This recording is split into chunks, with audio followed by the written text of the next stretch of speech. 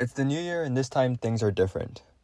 While everyone is doing their New Year's resolutions that they'll quit in a month, you're preparing for your financial future. A massive shift is coming in 2026, and here's how you can take advantage of it. Here's what you're going to do. First, you need to set a big goal.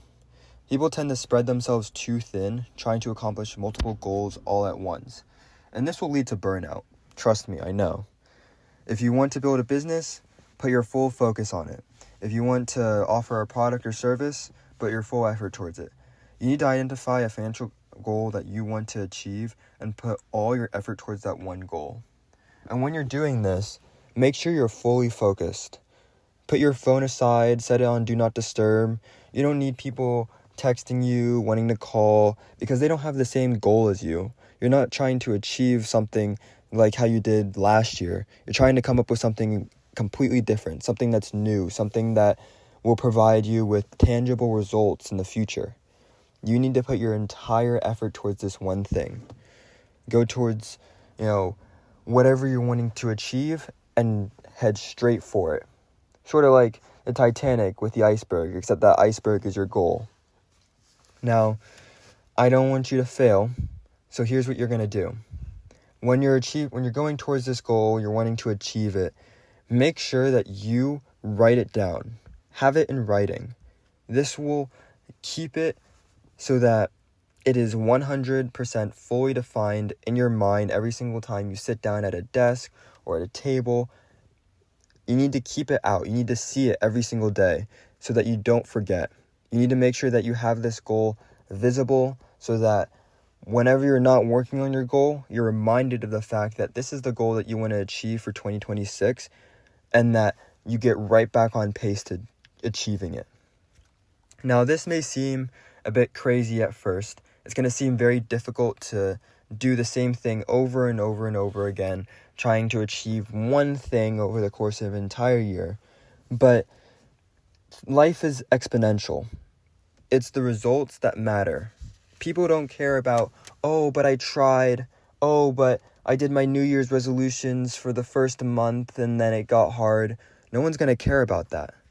And in order to achieve your financial goal, you need to set aside everything else, to a certain degree, and you need to go full force at this one goal. You don't want to spread yourself too thin.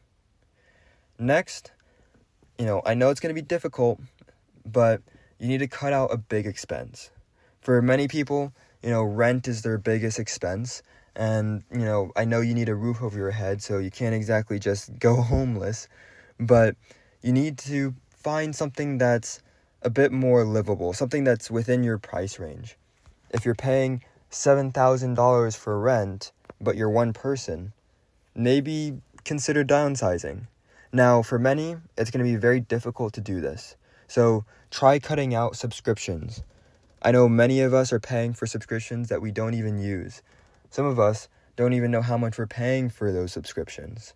If you're paying for Netflix every month, over the course of an entire year, that could lead to hundreds of dollars disappearing from your checking account. That could be, applied towards an index fund or an ETF. Put it in S&P 500 and it'll grow to, thousands of dollars later down the line. But you're not going to have that money if it's being spent on subscriptions. So you need to take into account all the subscriptions that you're paying for. Look at each and every single one. See which ones are worth it. See which ones you're using. If you're watching Netflix every night, then, maybe it might be worth it to keep the Netflix subscription. Obviously, that might cut into your goals, of course, but you need to address which subscriptions are valuable and which ones are not. You can't afford to give massive corporations your money when you're not even using their services. So, whether that's a food delivery app or, a streaming service such as Netflix, figure out what it is, and you need to cut it from your financial balance sheet. Next, cooking at home. Now, it's going to be a bit hard. Trust me, I know. I've burnt pasta to a metal bowl before, so when it comes to cooking, I've certainly had my fair share of problematic experiences, to say the least. However, even with that, you need to learn how to cook. You need to make around 2, if not 3 meals at home. You can take your lunch with you to work. You can come home, make dinner. And will it be hard at first? Probably. Definitely. But once you get better at it, once you learn, different ways of cooking certain foods, and you learn how to, sort of freestyle a bit with the foods that you have at home, you'll end up loving it. Trust me. I go home, I cook, I love it. I get to make amazing food at home.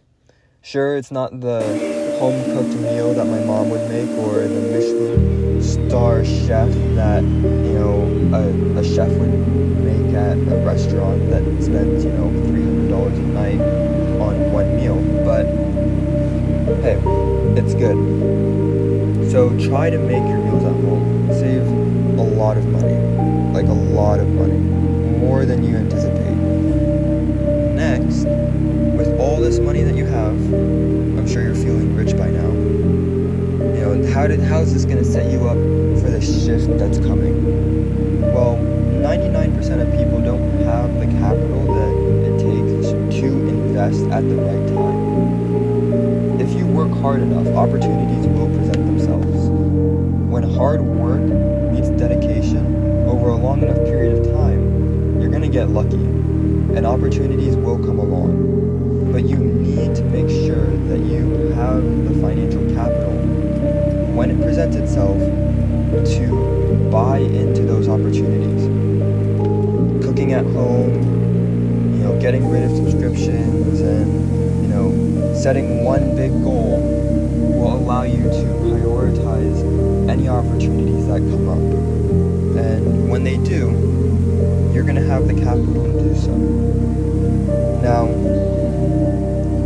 this will get you ahead of 99% of people who, don't have the opportunity to, spend that level of money or have the time to put towards their goals. You'll be ahead of them. And this is what you need to do. You need to make sure that you are prioritizing the right things in life. You need to prioritize financials. You need to prioritize relationships. But for this, you need to prioritize your financial income sheet, your balance sheet.